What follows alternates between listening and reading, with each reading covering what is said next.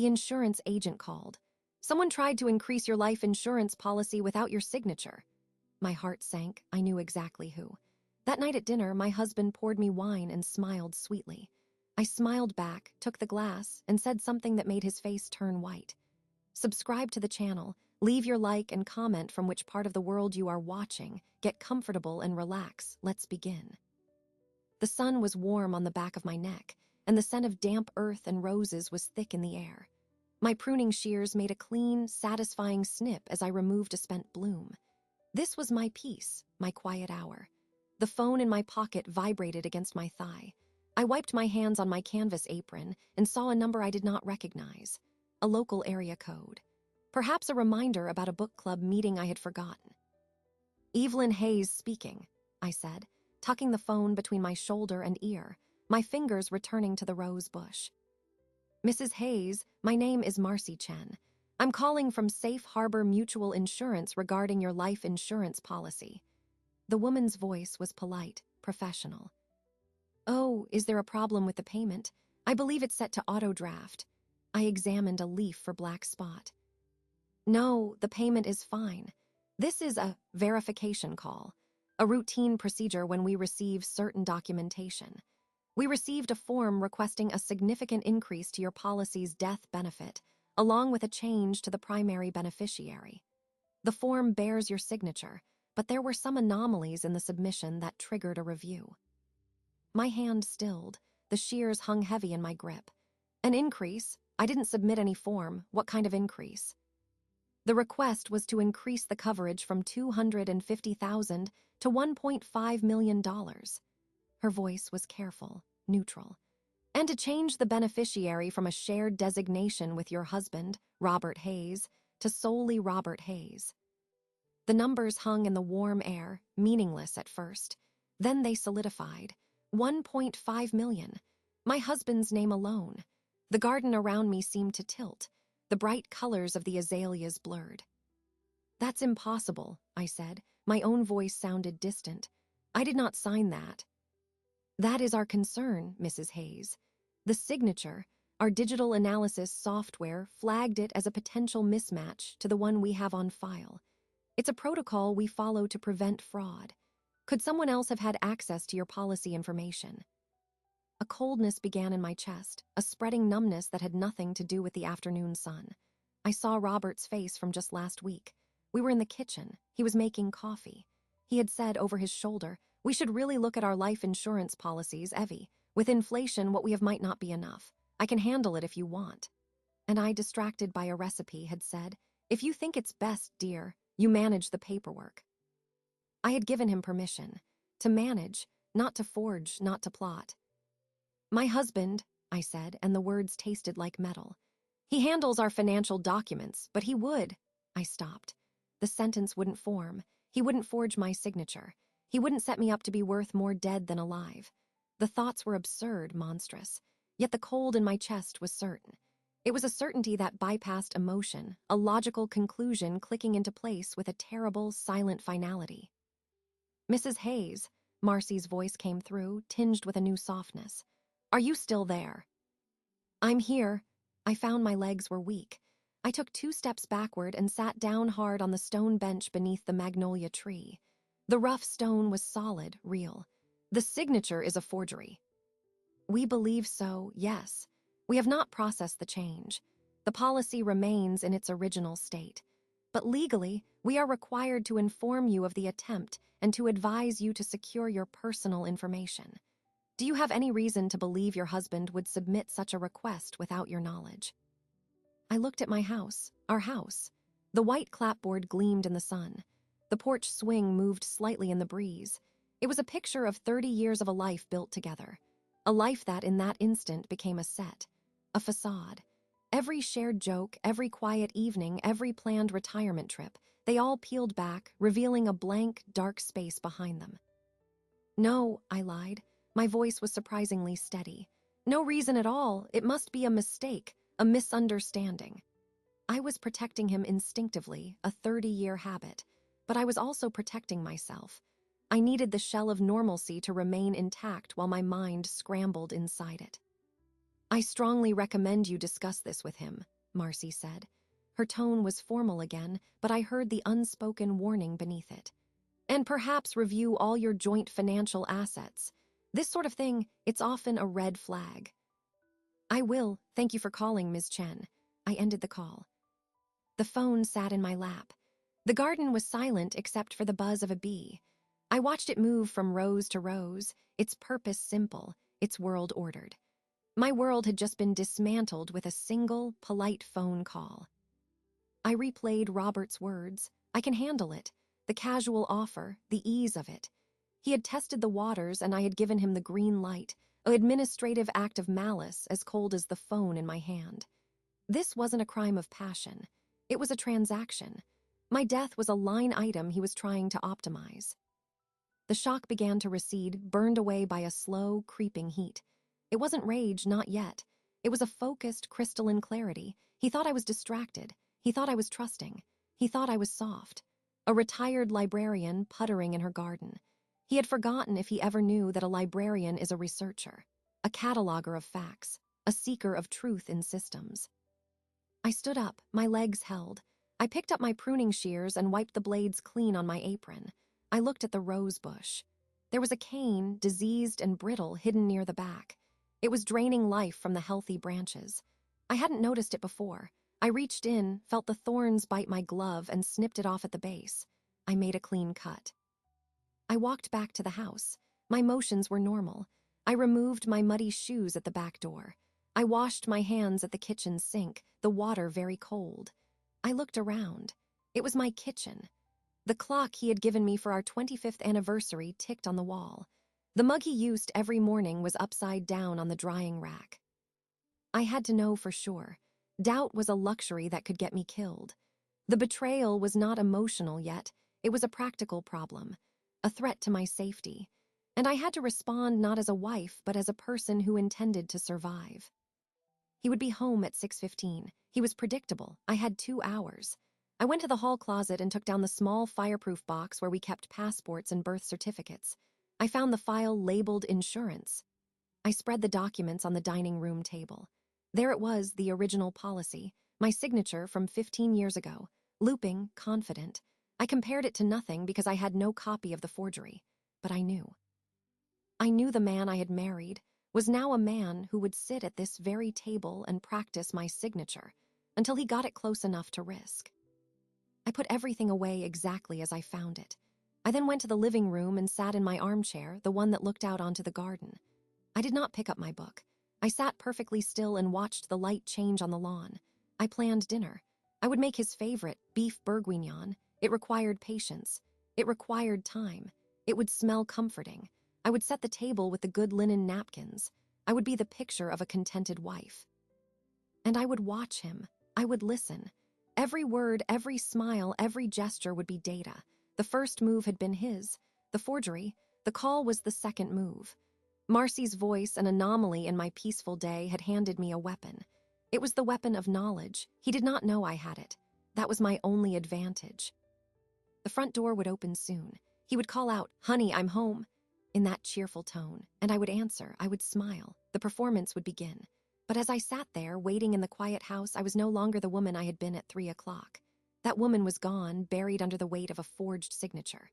The woman in the chair was someone new, someone careful, someone who understood with a cold and clinical dread that her husband was not just a disappointment. He was a plan. And now so was I. The rich smell of seared beef and red wine filled the kitchen. I stirred the pot, the motion steady and rhythmic. My mind was not on the recipe.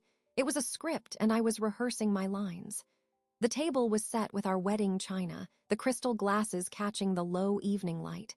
Everything was perfect. It was a stage. At 6:14, I heard the garage door hum open.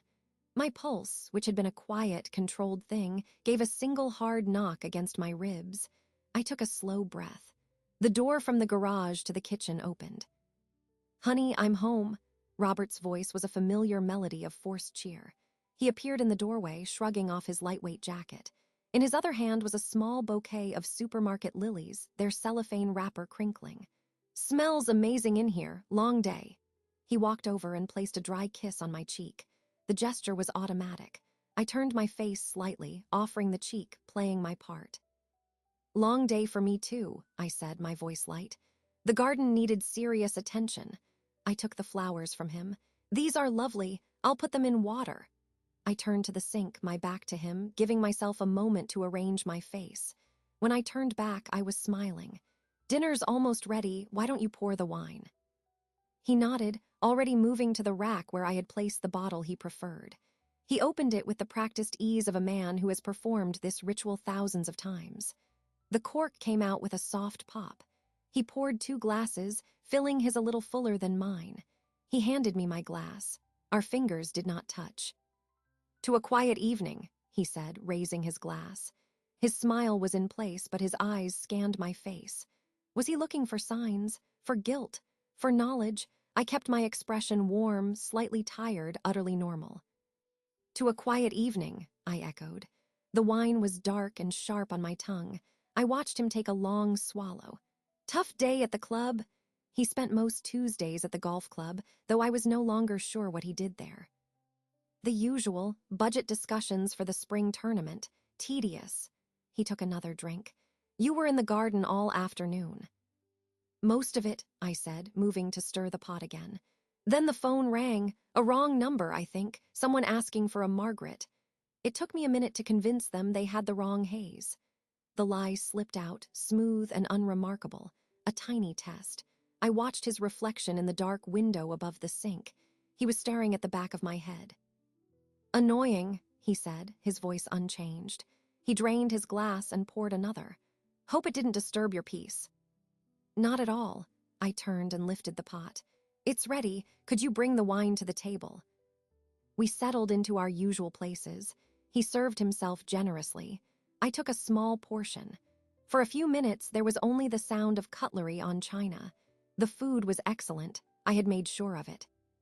"This is fantastic, Evie," he said, his tone appreciative. The nickname, usually a comfort, now felt like a tool. "Thank you. I thought we could use a proper meal." I took a sip of water. It got me thinking, with all this comfort, about how fragile it all is. He looked up, a piece of beef speared on his fork. "How so?" "Oh, we're not young anymore. Our parents are gone. Our own health, it's not a given." I kept my gaze on my plate, as if my thoughts were merely philosophical. It made me think about our wills, all that paperwork we set up so long ago. There was a pause. I heard the faint click of his fork being set down on the plate. "Our wills are fine. They're straightforward." "Are they?" I looked up at him then, meeting his eyes. I allowed a small, worried frown to form. I was trying to remember. If something happened to me, it all goes to you, correct? And then to the children, eventually. "Of course, that's standard." His voice was careful. "Why are you thinking about this now?" I shrugged, picking up my wine glass. I suppose it was the phone call, that wrong number. It was a woman's voice, very official sounding. It just put mortality in my head for a moment. I took a deliberate sip. I started wondering who really benefits from all this. From my life, from your life. It's a morbid thought, I know. His face had lost some of its color. He picked up his wine glass, but his grip was tight. "It's a pointless thought. We're both healthy. This is maudlin, Evelyn." "You're right," I said, immediately, waving my hand as if brushing the notion away. I offered a self-deprecating smile. "Forgive me, the librarian in me always following a thought down a rabbit hole. Ignore me. How was the wine pairing?" The subject was closed. I saw the slight release in his shoulders. He took the bait, launching into a technical discussion about the wine's region and vintage. I nodded, made interested noises, all while observing the micro-expressions that flitted across his face. The initial tension, the relief at my dismissal, a lingering, watchful caution. He finished his second glass quickly and reached for the bottle to pour a third. His movements were slightly less precise. The alcohol was doing its work, loosening his tongue, blurring the sharp edge of his suspicion. "You know what we need," he said, leaning back in his chair. "A vacation, somewhere warm, just the two of us. I was looking at brochures online today." "That sounds lovely," I said, my voice soft. "Where were you thinking?" "The Caribbean, maybe, an all-inclusive, no stress." He gestured with his glass. "We've earned it." You've earned it, I thought. You've earned $1.5 million. The smile on my face felt like a physical object I had crafted and glued into place. We should plan it, after the holidays. The rest of the meal passed in a haze of mundane chatter. He talked more than usual, filling the space with plans and trivialities. I listened, my mind cataloging every word, every gesture. The way he avoided my eyes when he spoke of the future, the forced heartiness of his laugh. The performance was convincing to anyone who didn't know the truth. But I knew, every smile was a lie. Every plan was a cover. After dessert, he fell asleep in his armchair in front of the television, the empty wine glass on the side table. I cleaned the kitchen with methodical silence. I wiped every surface, put every dish away. The house was quiet except for the low murmur of the news and his slow, heavy breathing. I stood in the doorway of the living room, watching him. In sleep, his face slackened, the charming mask gone. He looked older. He looked like a stranger. The man who had brought me flowers, who had planned a vacation, was the same man who had practiced my signature on a form that valued my death. The cold certainty from the garden had not left me. It had only solidified, turning into a plan of my own. The first phase was complete. I had observed. I had tested the waters with my talk of wills and beneficiaries. His reaction, the pallor, the tension, was all the confirmation I needed. He was guilty, and he was afraid I might suspect. Now it was time for the second phase. Information. He was asleep. His home office was down the hall, a room he considered his private domain. I had rarely intruded. Tonight I would. I waited until the news program ended and the station switched to a late-night talk show. The audience laughter was a hollow sound. I walked softly down the hall, past the photographs of our smiling children, our graduations, our anniversaries. A history that now felt like evidence in a case I was building against my own life. The door to his office was unlocked. I turned the handle and slipped inside, closing the door behind me without a sound. The room smelled of lemon, wood polish, and old paper. The streetlight outside cast a pale, angular glow across his large oak desk. I did not turn on the lamp. I stood there for a full minute, letting my eyes adjust, listening to the silence of the house.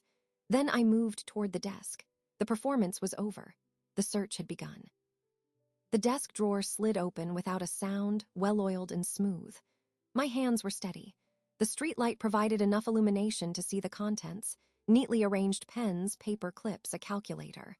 The surface order was a deception. I began with the lower right drawer, the one he always kept locked.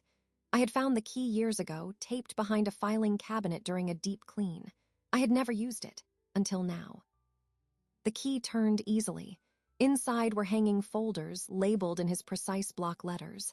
Tax, RETURNS, INVSTMENTS, property. I bypassed these. At the very back was a plain manila folder, unlabeled. I lifted it out. The weight was wrong for just paper. I opened it. On top were credit card statements. Not from our joint account, but from an issuer I did not recognize. The name on the account was Robert J. Hayes. The statements dated back 8 months. The charges were not for golf clubs or household items. They were for hotels, expensive restaurants in the city, a jeweler, a boutique women's clothing store. The totals each month were staggering. 5,000, 8,000.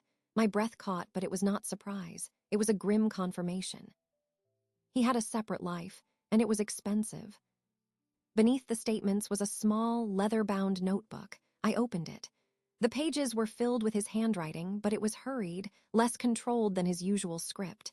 It was a ledger of sorts, but not for business.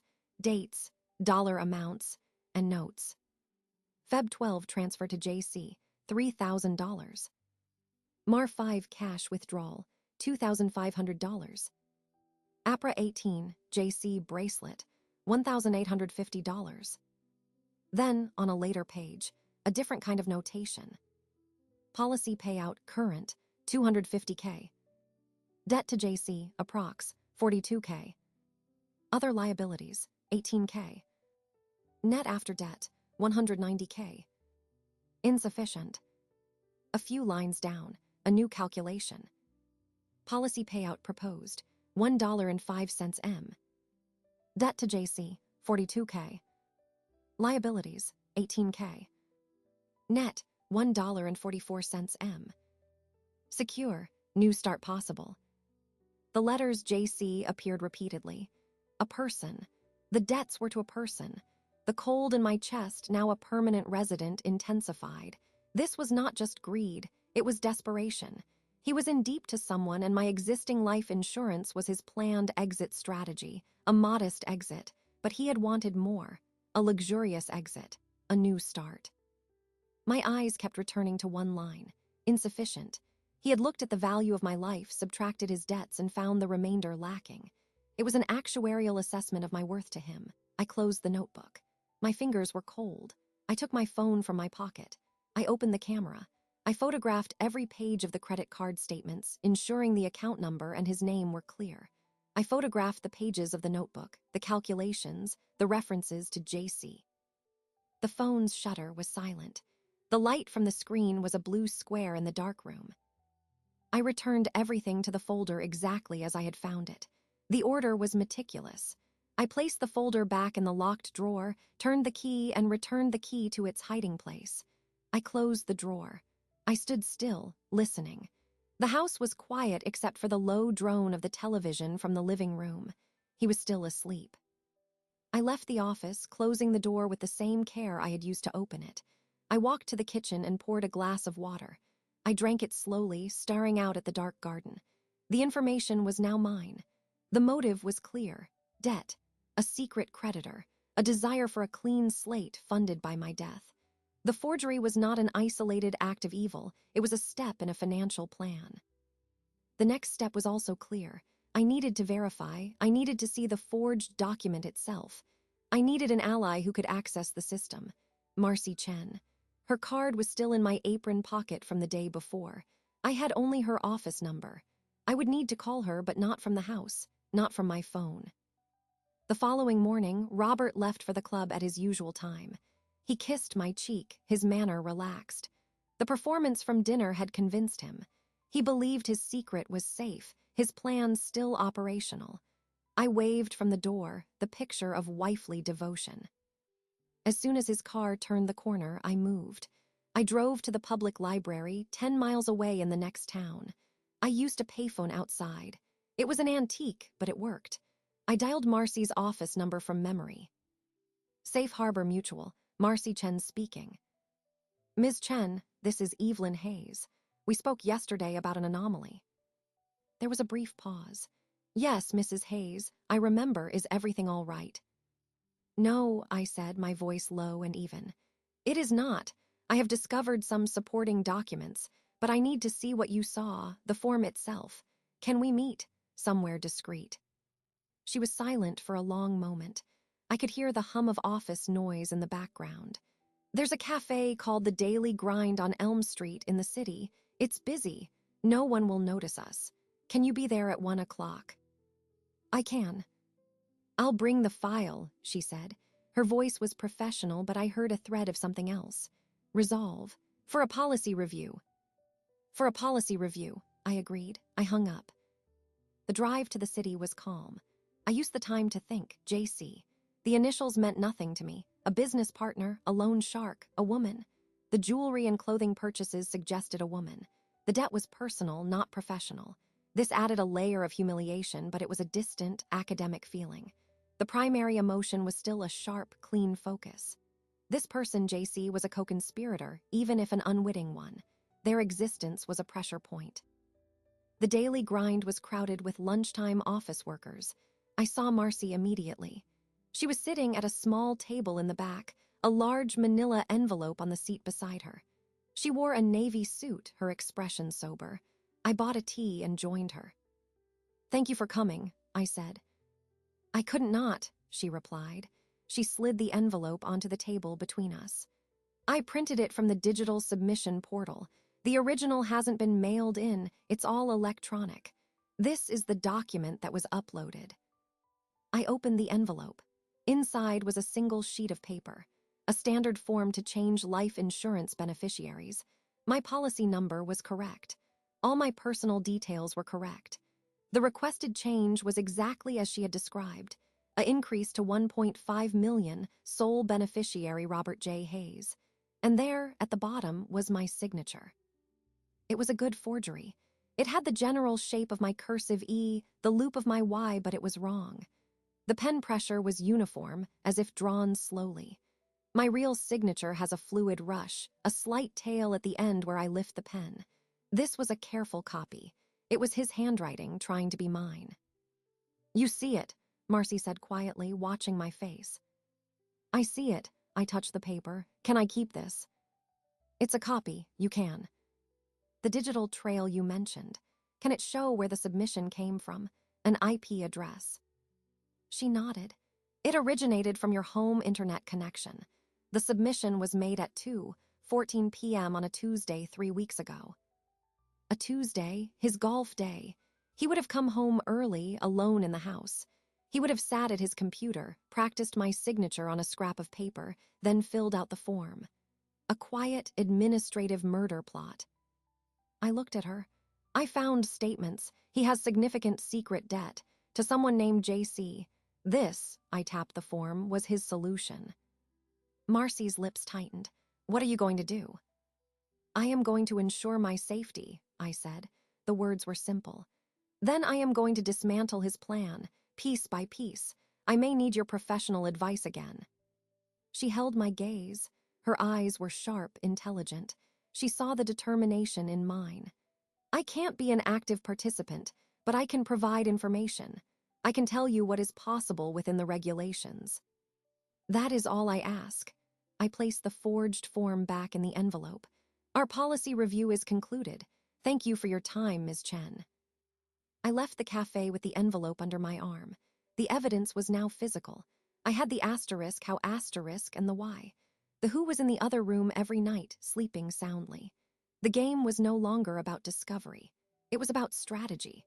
I drove home, my mind already turning to the next move. The psychological leverage had to begin.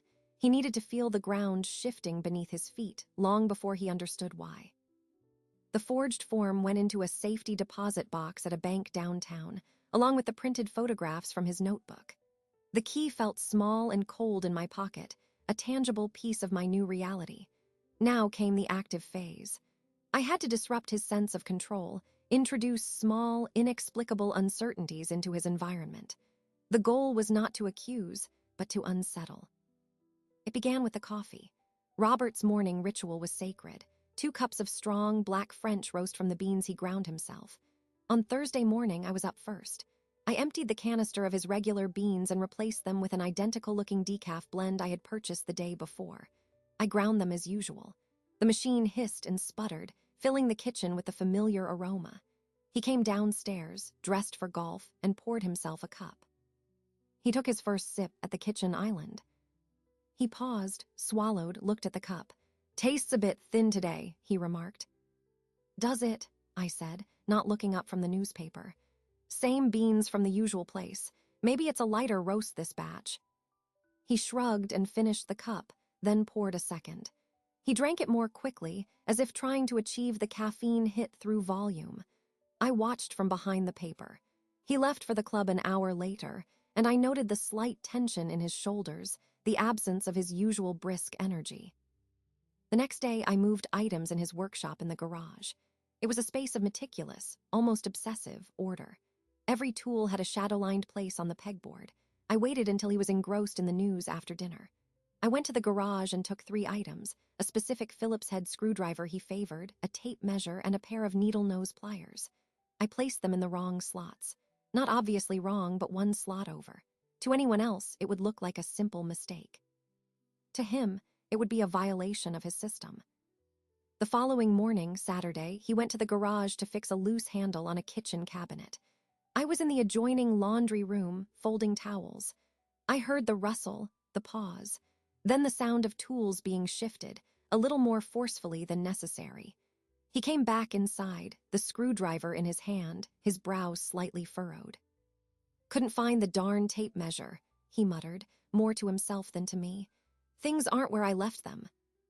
"Maybe you used it last week and forgot," I offered, my voice mild. "Memory does funny things." He looked at me, a quick, searching glance. "My memory is fine." He returned to his task, but the line between his shoulders was rigid. That afternoon, I planted the 3rd seed. We were in the living room, him reading a golf magazine, me knitting. The silence was comfortable, or so it appeared. I ran into Sarah Phelps at the market, I said casually. Sarah was a friend from my old library days, now a paralegal at a family law firm. Robert grunted, not looking up. We had a nice chat. She was telling me about her work. So many sad cases, she said. Mostly long marriages breaking down over financial secrets. Hidden debt, that sort of thing. I kept my eyes on my knitting needles, the rhythmic click a steady counterpoint to my words. She said the forensic accounting they do is fascinating. They can find everything. It's almost impossible to hide money these days. The rustle of his magazine stopped. I could feel his gaze on me. I looked up and met it, my expression one of detached interest. Isn't that something? All those years thinking you know someone. Why are you talking about this? His voice was flat. No reason, I said, smiling softly. It just made me grateful that we've always been open with each other. About money, I mean. I let the smile fade into a thoughtful look. We have been open, haven't we, Robert? The silence that followed was thick. He stared at me, his eyes narrowed just a fraction. I saw the calculation in them. Was this idle chatter, or was it a probe? Of course we have, he said finally, but the words were too deliberate. He looked back at his magazine, but he didn't turn the page. On Monday, his headaches began. The decaf coffee, now a permanent substitution, was doing its work. He complained of a persistent, dull ache behind his eyes by mid-morning. He blamed it on screen time, on poor sleep. I suggested he drink more water. I gave him aspirin with a sympathetic smile. That evening, I decided to investigate the initials, JC, more directly. His phone was a fortress, password protected. But his old laptop, which he used for browsing recipes for his occasional culinary experiments, was often left on the kitchen counter, logged into his personal email. He was in the shower. The water was running. I opened the laptop. The email client was up. I went to the search bar and typed JC. A list of results appeared. Most were junk. But there, near the top, was an email from 3 months ago. The sender was J. Colton. The subject line, payment reminder. My heart beat a steady, hard rhythm against my ribs. I clicked it. The email was brief and formal. Robert Asterisk. This is a reminder that the agreed-upon payment for last quarter was due on the 15th. The balance remains $12,500. Please advise on timing. J. Asterisk. No threats, just a sterile, professional reminder. I clicked on the sender's address. It revealed a full name, Julian Colton. I did a quick web search on the laptop. Julian Colton, private investment consultant based in the city. There was a sleek minimalist website. The language was vague. Portfolio management, alternative assets. It had the sheen of legitimacy, but the email tone suggested something else. A private lender. Perhaps one who charged significant interest. I closed the browser and the email, ensuring everything was exactly as I had found it. The shower was still running. I now had a name, Julian Colton, the source of the debt, the pressure point. The pieces were assembling. The secret debt to a private financier. The forged insurance form as a solution. My role as the unwitting funding mechanism. It was a clean, cruel equation. Robert came downstairs, dressed in his robe, rubbing his temples. That headache won't quit, he said, his voice gruff with pain and irritation. I'm sorry, dear, I said, looking up from my knitting with genuine-seeming concern. You haven't been yourself lately. Forgetful, irritable, these headaches. Maybe you should see a doctor. He stopped, his hand still on his forehead. I'm not irritable. Of course not, I said gently, conceding. It's just the stress, I'm sure, whatever is on your mind. I let the implication hang. I know there is something on your mind. I returned to my knitting, the picture of domestic serenity. He stood there for a long moment, watching me, a confused and growing unease in his eyes. The ground beneath him was no longer firm. It was shifting, and he was starting to feel the tremors, even if he couldn't yet identify the earthquake. The name Julian Colton was a piece of the puzzle, but it was not a weapon in itself. For that, I needed more than my own discoveries. I needed the official record. I needed Marcy Chen's access and her willingness to cross a professional line. I calculated the risk. Her initial call was an act of conscience. Meeting me was another. Asking her to actively provide evidence was a significant step. I had to frame it as a continuation of her ethical duty, a necessary step to prevent a crime. 2 days after my discovery, I used the burner phone I had purchased at a big box store to call her office. I stood in the parking lot of a busy shopping center, the noise of traffic covering my words. Marcy Chen. It's Evelyn Hayes. We need to meet again. I have a name. A pause. The creditor. Yes, I also have questions about the digital submission, specifics that could be useful. She was silent for a long moment. I could hear the faint tap of a keyboard. There's a bench by the duck pond in Centennial Park. It's public but quiet on weekday afternoons. Tomorrow at 3. I'll be there. The next day was overcast. I arrived early and walked a loop around the pond. A few mothers with strollers, an elderly man feeding birds. No one I knew. I saw Marcy approach from the north path. She carried a slim leather portfolio, not a corporate envelope. She looked like a professional on a break. She sat on the bench beside me, placing the portfolio between us. We both looked out at the pond. The name is Julian Colton, I said quietly. Private investment consultant. Robert owes him a significant sum. The insurance payout was meant to clear that debt and provide a surplus. Marcy gave a slow nod. That fits a pattern. Financial pressure is a common motivator for fraud. She opened the portfolio.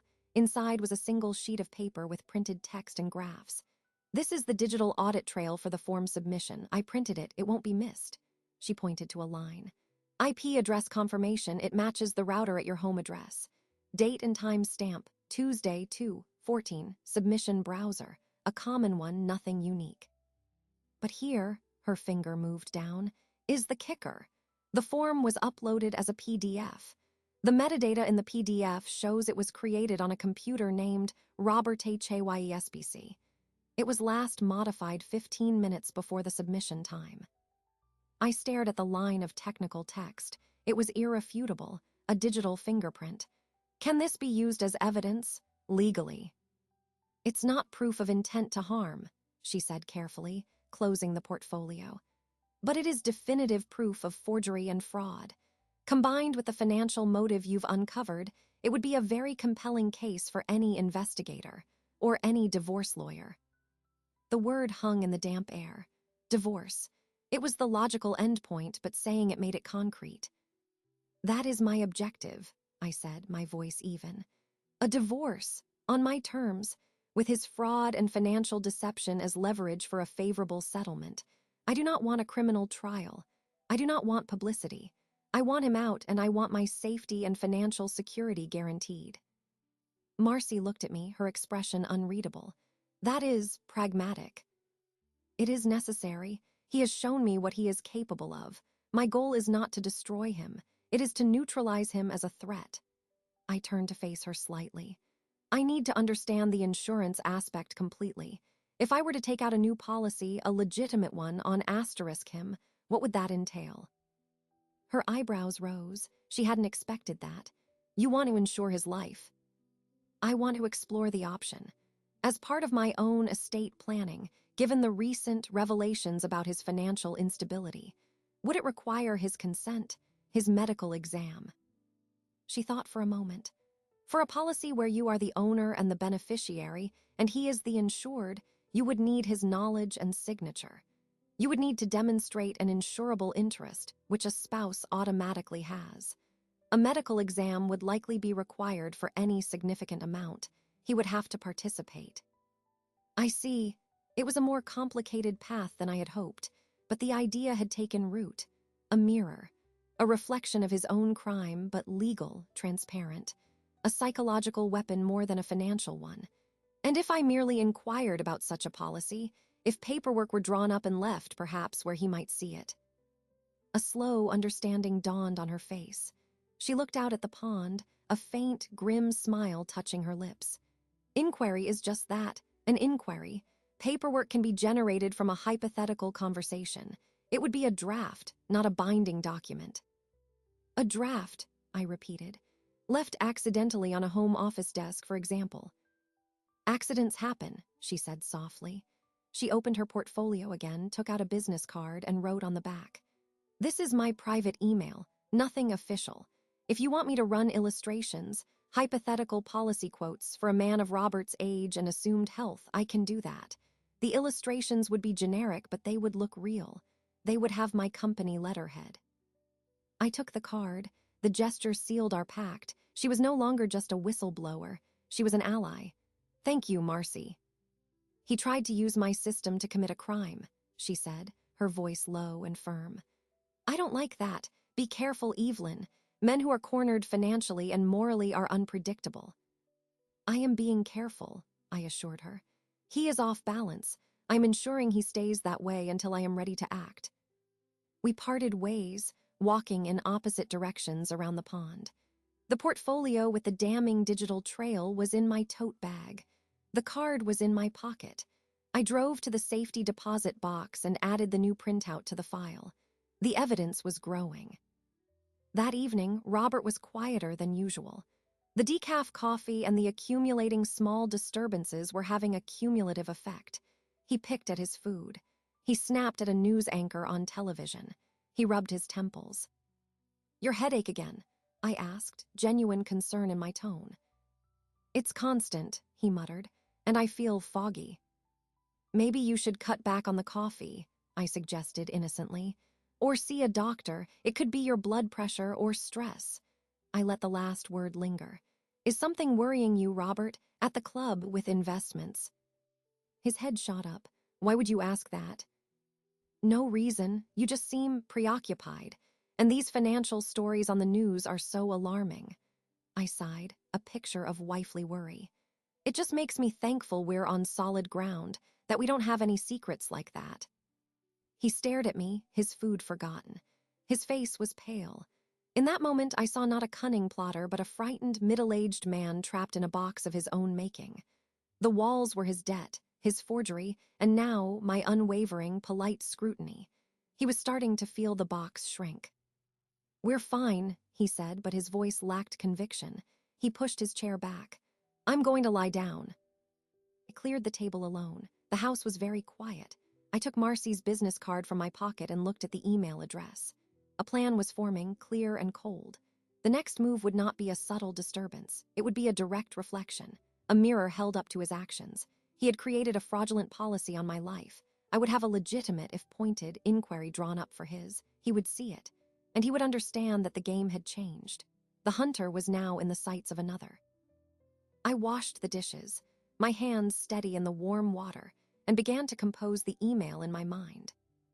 The email to Marcy's private address was brief and devoid of sentiment. I requested illustrations for a term life insurance policy on a male, age 60, non-smoker, for a face amount of $1 million. I cited a need for future financial planning considerations. She replied within 2 hours with a PDF attachment. The document looked authentic, complete with her company's logo, a detailed breakdown of premiums, and a footnote stating underwriting and medical examination would be required. It was a hypothetical quote. It was also a perfect provocation. I printed it.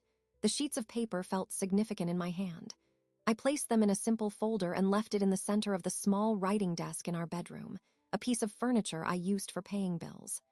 I positioned it so the first page, with the words life insurance illustration and Robert's name clearly visible, was partly exposed.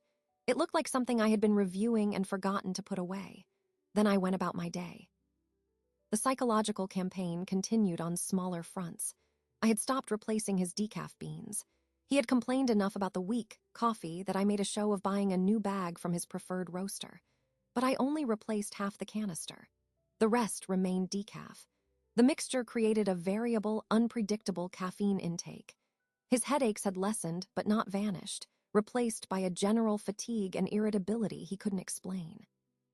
I also began a subtle campaign on his memory.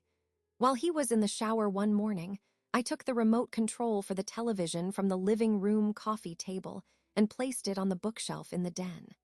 When he went to watch the evening news, he spent 5 minutes patting cushions and cursing under his breath. "Where is the remote?" he called out, his voice tight. I haven't seen it, I called back from the kitchen. Did you check the den? You were reading in there earlier. He stormed into the den and found it immediately. He came back holding it, staring at it as if it had betrayed him. I didn't leave it in there. You must have, I said, bringing in a tray of tea. It's easy to do. I read an article that said stress can cause mild short-term memory issues. It's very common. He didn't respond. He sank into his chair, but his eyes were wary, scanning the room as if it were subtly rearranging itself around him. The next day, I referenced Sarah Phelps again. We were having lunch. I got a call from Sarah today. She was just checking in. She mentioned her firm is handling a fascinating case. A man who'd taken out secret loans against his business. His wife discovered it because he'd started forgetting to hide the statements. She said the stress of deception does that. It erodes your attention to detail. Robert put down his sandwich. Why does she keep telling you these things? Oh, you know Sarah. She finds it all so interesting. And I suppose she thinks I find it interesting too, given my former line of work, researching things. I took a sip of water. It is fascinating what people think they can hide. He pushed his plate away, his appetite gone. I'm going to the club. I need some air. Of course, dear, I said. Try to relax. His exits were becoming more frequent, more abrupt. The comfortable rhythm of our retirement was shattered. He was living in a house where his coffee betrayed him, his belongings migrated, and his wife made casual conversation that felt like interrogation. He was jumping at shadows, and I was the one carefully casting them. 2 days after I left the insurance illustration on my desk, the trap was sprung. I was in the garden in the late afternoon. I saw Robert's car pull into the driveway earlier than expected. He usually stayed for a late lunch at the club. I watched from behind the curtain of clematis as he entered the house through the front door. I gave him 10 minutes. Then I went inside quietly through the back. I could hear him upstairs. The floorboards in our bedroom creaked. I stood in the hallway out of sight near the top of the stairs. I heard the distinct rustle of paper. Then silence. A long, profound silence. I walked softly to the bedroom door, which was ajar. I did not look in. I continued past to the guest bathroom, making a show of washing my hands. As I did, I caught a glimpse in the hallway mirror that gave a sliver of a view into the bedroom. He was standing by my writing desk, the folder open in his hands. He was not reading it. He was staring at it, motionless. His face in the reflected sliver was a mask of stunned confusion that rapidly hardened into something else, a dawning, furious comprehension. His eyes darted from the paper to the door, then back. He slowly closed the folder. He didn't put it down. He held it, his knuckles white. I turned off the faucet and walked back toward the bedroom, my steps audible. When I entered, he was still standing there, the folder now at his side, partly hidden against his leg. You're home early, I said pleasantly. Everything all right at the club? He turned. His expression was an attempt at normalcy, but it was strained, the muscles tight around his mouth. Fine, just tired. His eyes flicked to the desk, then back to me. What's all this? He gestured slightly with the folder. Oh, that, I waved a dismissive hand. Just some insurance paperwork. I was reviewing our options, boring financial stuff.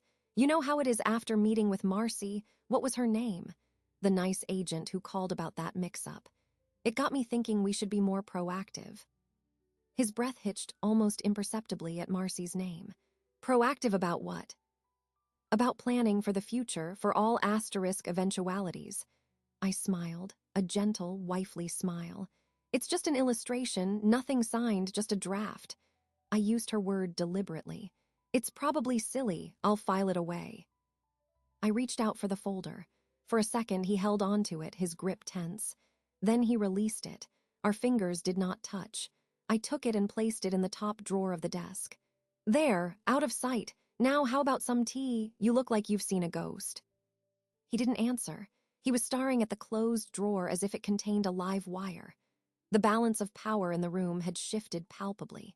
He was no longer the hidden plotter. He was a man who had just seen his own methods reflected back at him, rendered in official-looking paperwork. The hunter found a footprint, and it was his own size, but pointing in the opposite direction. Tea would be good, he said finally, his voice hollow. He followed me downstairs, his movements wooden. He did not speak as I boiled the water. He sat at the kitchen table, staring at his hands. The confident, charming facade was gone, replaced by a baffled and simmering fear. He was trying to calculate what I knew, how I knew it, and what my next move would be. He was no longer planning a future. He was bracing for an impact. The psychological warfare was no longer subtle. The mirror was now held directly in front of his face. The tea steeped in silence. He held the mug but did not drink. His eyes were fixed on a point somewhere beyond the kitchen wall, seeing nothing. The shock of the insurance illustration had rendered him mute. I sipped my own tea, the normalcy of the act a stark contrast to the fracture in the room. After 10 minutes, he stood without a word and walked upstairs. I heard the bedroom door close. The following 2 days were a study in tense coexistence. He moved through the house like a ghost, jumpy and silent. He stopped complaining about headaches. He stopped talking almost entirely. His gaze followed me, wary and calculating, whenever he thought I wasn't looking. He began to check things. I would find him standing in the doorway of his office, staring at the locked drawer, or examining the coffee canister as if sniffing for betrayal. The psychological pressure I had applied was now turning inward, feeding a paranoia I had carefully seeded. On the 3rd evening, I heard him get up in the middle of the night. I lay perfectly still, listening to his careful footsteps pad down the hall, not toward the kitchen, toward the spare room where I kept my old laptop and filing cabinet. He was searching. Good. Let him search. He would find nothing of consequence there. All the real evidence was in a bank vault downtown. The next morning, I knew it was time to escalate. The illustration had shaken him. Now he needed to see the real thing. I used the burner phone in my car outside the grocery store. "Marcy, it's Evelyn. I need the draft to look more official. Can you generate something that looks like a completed application for the same amount, with my name as owner and beneficiary, but leave the signature lines for him and the medical examiner blank?" She understood immediately. "You want him to think you're moving forward with it." "I want him to see the machinery in motion. I want him to see the box he's in has another door, and I'm the one holding the key. I'll email it to the secure address you gave me. It will look like a pending application. It will have a submission reference number, everything. It will be very convincing." "Thank you." The document arrived that afternoon. I printed it at the library. It was 5 pages long, crisp and professional. It detailed a $1 million term life insurance policy on Robert J. Hayes, with Evelyn M. Hayes as the sole owner and primary beneficiary. The required medical exam forms were attached. It was all boilerplate, but to the untrained eye, it was a process underway. I folded it and placed it in my handbag. That evening, Robert announced he was going to the club for a dinner meeting. His tone was abrupt, an attempt to reassert some control over his schedule. I did not question it. As soon as his car disappeared, I moved to his study, not to search, but to plant. I cleared a small space on his own large, imposing desk, the seat of his power. I placed the application packet there, face up, the title clear. I positioned his desk lamp so it would illuminate the pages if he turned it on. I did not hide it. I wanted it to be the first thing he saw when he entered the room, a declaration. I then went to the living room and pretended to read. My heart was a steady, slow drum. This was the gamble, the direct move. He would either confront me or spiral further. I was prepared for either. He returned just after 9. I heard the garage door, his footsteps, the jingle of his keys in the bowl. He called out a perfunctory, "I'm home." I called back, "In the living room." He did not come in. I heard his footsteps go down the hall toward his study. The footsteps stopped. The silence that followed was absolute. It stretched for a full minute. Then I heard the click of his desk lamp. A pool of light now spilled into the hallway. I marked my place in my book and stood up. I walked quietly to the hallway. I did not approach the study door. Instead, I positioned myself where the antique hallway mirror gave me a slivered, angled reflection of the room's interior. He was standing behind his desk, his back to the door, his head bowed. The application papers were in his hands. He was not reading them. He was gripping them, his shoulders rigid. I saw the tremor in his hands, a fine vibration of pure rage. His head turned slightly, and in the mirror I caught the profile of his face. It was contorted, not with sadness, but with a furious, bewildered betrayal. The expression was almost ironic. He was feeling what I had felt in the garden, but his was compounded by the shock of the reversal. He slowly, deliberately placed the papers back on the desk. He smoothed them with a palm, a gesture that was terrifying in its controlled violence. Then he turned and strode out of the room. He did not see me in the dim hallway. He walked past, his eyes fixed ahead, burning with a cold fire I had never seen before. He went upstairs. A moment later, I heard the shower turn on, the pipes groaning. I walked into his study. The papers lay exactly as he had left them. Neat, precise, undamaged. That was more telling than if he had torn them up. The control was still there, but it was strained to its limit. He was processing. He was understanding that this was not a coincidence, not a morbid whimsy. This was a response, a targeted, informed response. I left the papers on his desk. Let him look at them. Let him sleep with their presence in his sanctuary. The mirror was no longer just held up. It was installed in his own space. The hunter was now standing in a clearing, surrounded by mirrors, seeing his own reflection from every angle and realizing with dawning horror that he was not alone. The game had entered a new phase. The next move would have to be his, and I would be waiting. The shower ran for a long time. When it stopped, the house settled into a deeper silence. I remained in the living room, my book open but unread on my lap. I heard his footsteps in the hallway, but they did not approach the living room. They went back into his study. The door closed. He was in there with the application for another 20 minutes. Then I heard the door open again, and his steps were deliberate, coming toward me. He stood in the doorway of the living room. He had changed into pajamas and a robe. His hair was damp. His face was pale, but his eyes were dark with a contained fury. In his hand, he held the folded application papers. "What is this?" His voice was low, gravelly. I looked up, allowing a mild expression of confusion. "The insurance papers. I told you it's just a draft for planning." "You left it on my desk." "Did I? I must have been reviewing it there and forgotten. I'm sorry, I know you don't like clutter on your desk." I closed my book, giving him my full attention, my posture relaxed. "Why are you doing this, Evelyn?" He took a step into the room. "Taking out a policy on me, $1 million. It's just prudent, Robert, given everything." I kept my tone light, reasonable. "Given what everything?" "Well, our age, the fact that we should be reviewing these things. You're the one who said we should look at our policies, remember? You said you'd handle it." I let the sentence hang, watching his face tighten. "I'm just following through, being proactive, like you always say we should be." He shook the papers slightly. "This isn't being proactive. This is macabre, it's suspicious." I tilted my head, feigning concern. "Suspicious? Why would it be suspicious? It's a standard financial product, unless you have a reason to think it's suspicious." I held his gaze, my eyes wide and innocent. He floundered for a moment, his mouth opening and closing. "It's just the timing. After that phone call from that woman, it feels like a reaction." "A reaction to what?" I asked softly. He had no answer he could voice. He looked down at the papers, then back at me. "I don't like it. It feels like you don't trust me." I sighed, a small, weary sound. "Robert, lately, I've been the one wondering about trust. You haven't been yourself at all."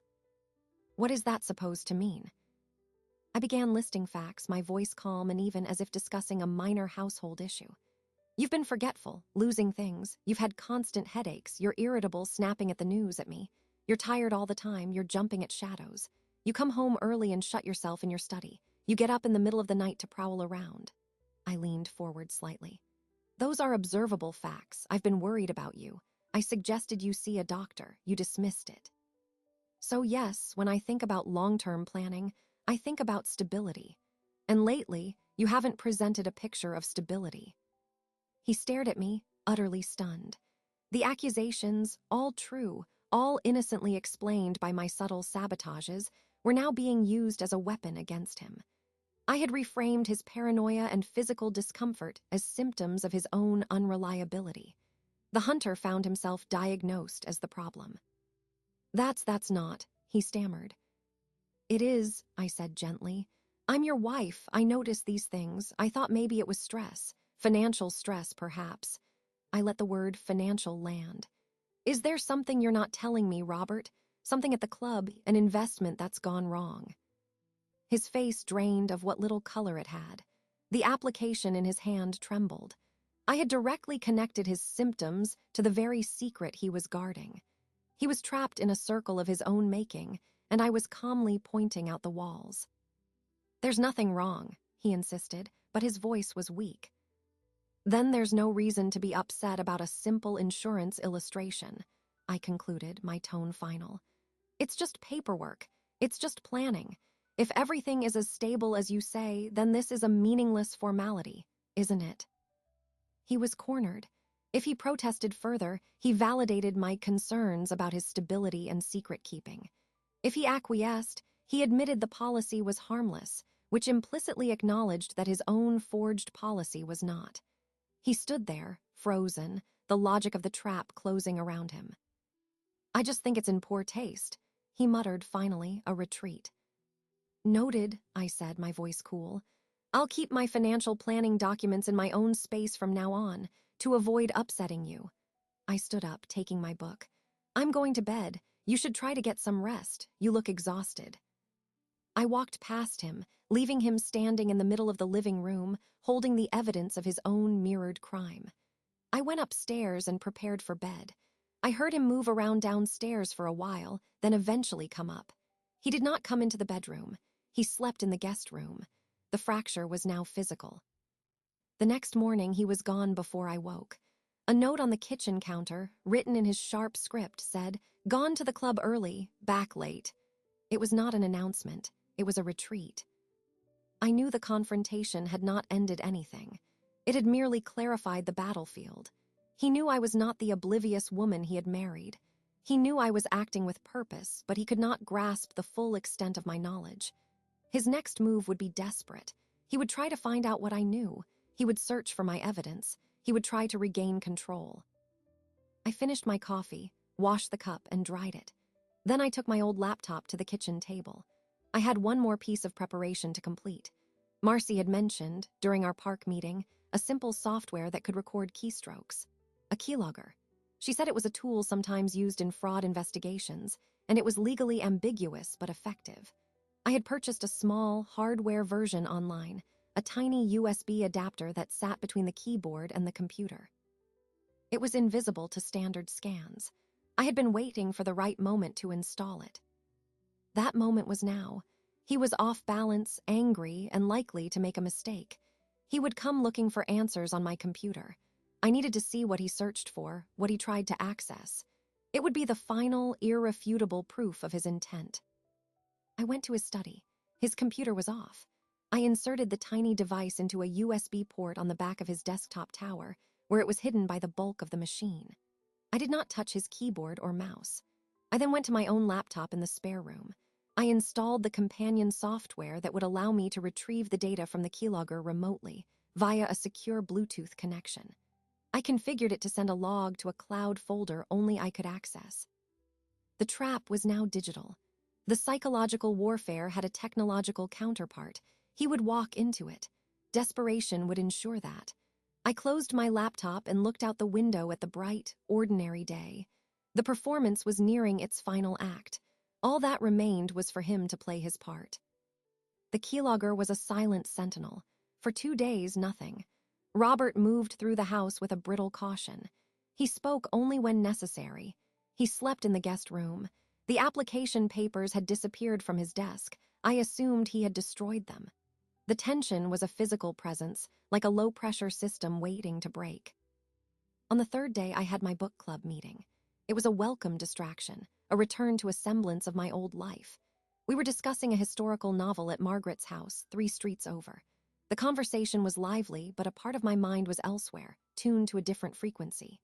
Around 2:30 p.m., my phone, face down on the table beside my teacup, vibrated with a specific, sequential pattern.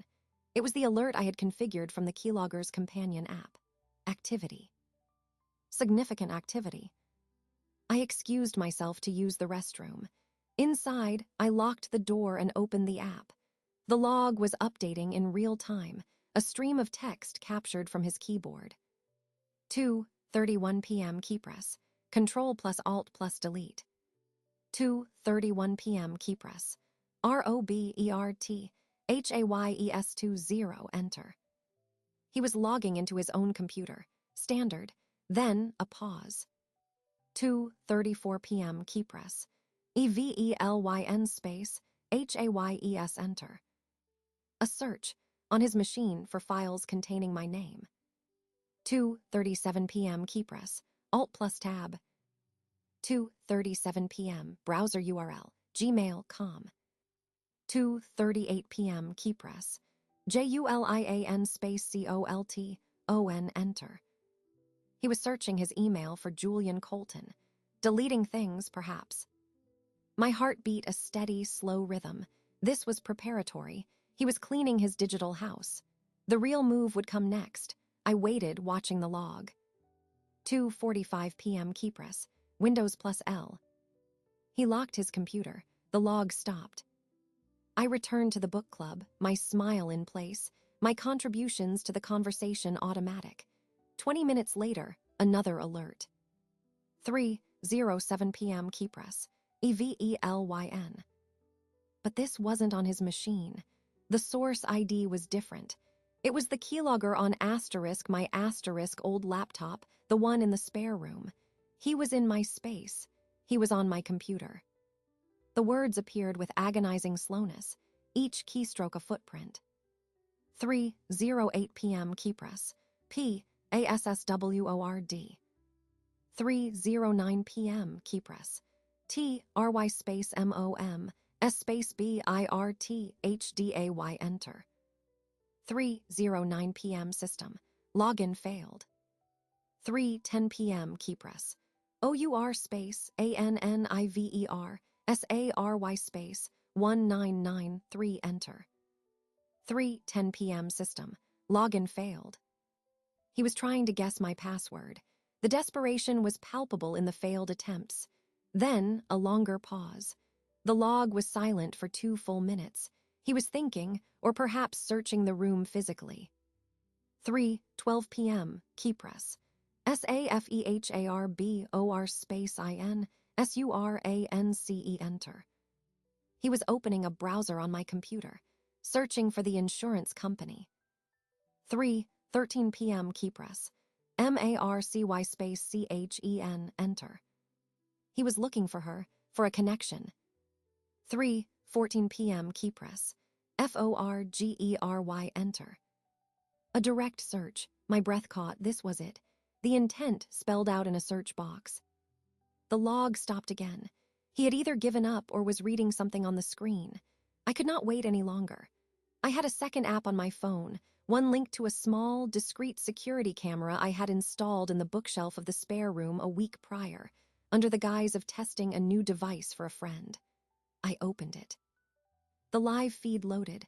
The angle was high, looking down on the desk. Robert was there, sitting in my chair, his back to the camera. My laptop was open in front of him. He was scrolling. I could see the blue glow of a browser window. He leaned forward, his posture tense. He typed something else. The keylogger log updated simultaneously. 3:16 p.m. Keypress. HOW space. TO space DISP UTE space. LIFE space INSURANCE space CLAIM enter. I stared at the words on my phone screen. He was not just searching for what I knew. He was researching how to invalidate a claim, a preemptive strike. He was planning for the eventuality that his forgery might be discovered, or that my policy on him might somehow be used against him. It was a confession of guilt, typed by his own hands. He continued for another few minutes, visiting various legal advice websites. Then, abruptly, he closed the browser. He stood up. He looked around the room, his eyes scanning the shelves, the desk drawers. For a terrifying second, his gaze seemed to sweep past the camera lens. He did not see it. He ran a hand through his hair, a gesture of sheer frustration, then left the room, closing the door behind him. The keylogger log was silent. The camera feed showed an empty room. I put my phone away. My hands were steady. The book club conversation washed around me, a sound of normalcy. Inside, I felt a profound, cold clarity. I had it. The final, irrefutable proof. The digital audit trail from Marcy proved the forgery. The photographs of his notebook proved the motive. And now, the keylogger and camera footage proved the ongoing intent and his consciousness of guilt. He had walked into the digital trap and left his fingerprints all over it. The meeting ended. I said my goodbyes, my smile genuine now for the first time in weeks. I drove home slowly. The house was quiet when I entered. Robert was in the living room, pretending to read the newspaper. He looked up as I walked in. "How was book club?" he asked, his voice carefully neutral. "Enlightening," I said, hanging my coat. "Sometimes the most revealing details are found in the footnotes, the things people think no one will see." He said nothing. He looked back at his paper, but I saw the nerve jump in his jaw. I went upstairs to the spare room. My laptop was closed, positioned exactly as I had left it. The keylogger was still in place. I retrieved the stored data and uploaded the camera footage to my secure cloud. I then collected the small camera from the bookshelf. The evidence was now complete. The performance was over. The research phase had concluded. I had all the data required. The next step was no longer manipulation or observation. It was presentation. It was the final calculation. He had made his move. Now I would make mine. The resolution would happen in this house, at the kitchen table where this had begun with a phone call. I had the leverage. I had the proof. All that remained was to deliver the ultimatum. I prepared the documents with the same methodical care I had used for his favorite meal. I printed the keylogger transcript, highlighting the searches for forgery and dispute life insurance claim. I printed still frames from the security camera footage showing him at my laptop. I made copies of the forged form from Marcy and the pages from his secret notebook. I arranged them in a neat stack on the kitchen table. Then I called his cell phone. He was in the garage, tinkering pointlessly with tools. "Robert, could you come to the kitchen, please? We need to talk." His voice was wary. "Now." "Yes, now." I heard him put down a tool, the faint metallic clink. A moment later, he came through the door, wiping his hands on a rag. He stopped when he saw the table. His eyes went from the stack of papers to my face. I was standing on the other side of the table, my hands resting on the back of a chair. "What's all this?" "Sit down," I said. My voice was not loud, it was firm. He hesitated, then pulled out the chair and sat. He did not look at the papers. He looked at me, a defiant, frightened glare. "What is this, Evelyn?" "This is an accounting." I remained standing. I placed my fingertip on the top page, the keylogger transcript. "At 3:14 p.m. yesterday, you were on my computer in the spare room. You searched for one word: forgery." I slid the page toward him. He glanced at it, his face hardening. "That's not admissible. It's a violation of privacy." "It is a record of your actions," I corrected him. I tapped the next page, the camera still. "This is from the camera in that room. It shows you at the computer. The timestamp matches." I moved to the next item. "This is the digital audit trail from Safe Harbor Mutual, proving you uploaded a forged life insurance application from your computer, increasing my policy to 1.5 million and making yourself the sole beneficiary." I placed the forged form on top of that. "This is the form. Your practice of my signature is adequate, but the digital fingerprint is conclusive." He was silent now, his breath coming faster. "These," I said, placing the photographs of his notebook pages before him, "are your financial calculations, your secret debts to Julian Colton, your assessment that my current death benefit was insufficient, but the proposed one would allow a new start." I let the words hang in the quiet kitchen. "I have originals of everything in a safety deposit box. Copies have been left with a trusted third party with instructions in the event of my unexplained death or incapacitation." His defiance crumbled. His shoulders slumped. He stared at the damning collage of his own making. "How long?" he whispered. "Since the phone call, the day you tried to have me valued and found me lacking." My voice was devoid of anger. It was a statement of fact. "What do you want?" The question was defeated. "I want a divorce, an uncontested, no-fault divorce. You will move out today. You will retain your personal effects and your car. The house, all joint investment accounts, and our savings will be transferred solely to me. I will keep the debt to Julian Colton. You will be responsible for it. I will not pursue criminal charges for the forgery and attempted fraud. I will not send this file to our children, or to the golf club board, or to the local newspaper." He looked up, his eyes wide with a mixture of horror and relief. "You'd let me keep that quiet." "I am not interested in your humiliation. I am interested in my safety and financial security. This arrangement guarantees both. If you contest the divorce, if you attempt to contact me beyond what our lawyers require, if you so much as drive past this house, every piece of this evidence goes to the police, to our children, and to Julian Colton, whom I suspect would be very interested in your revised financial prospects." He understood. It was not mercy. It was a cold, efficient transaction. His silence in exchange for his freedom from prison and social ruin. My safety and assets in exchange for not destroying him utterly. "The lawyer," he said hoarsely, "will need. I have already retained one. Sarah Phelps's firm. The papers are being drawn up. You will sign them. You will find your own representation, but I advise you to choose someone efficient. The faster this is concluded, the faster you can address your debt to Mr. Colton." He put his head in his hands. The fight was gone. He was simply a tired, beaten man facing the consequences of a bad calculation. After a minute, he nodded, a small, sharp movement. "I'll go pack." "Use the guest room. I've already placed a suitcase there. Take only what you need immediately. We can arrange for the rest later." He stood, his movements old and slow. He did not look at me again. He walked out of the kitchen. I listened to his footsteps on the stairs. I remained at the table, looking at the evidence. I felt no triumph.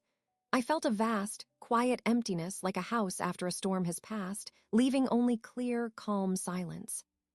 The process was, as I intended, efficient.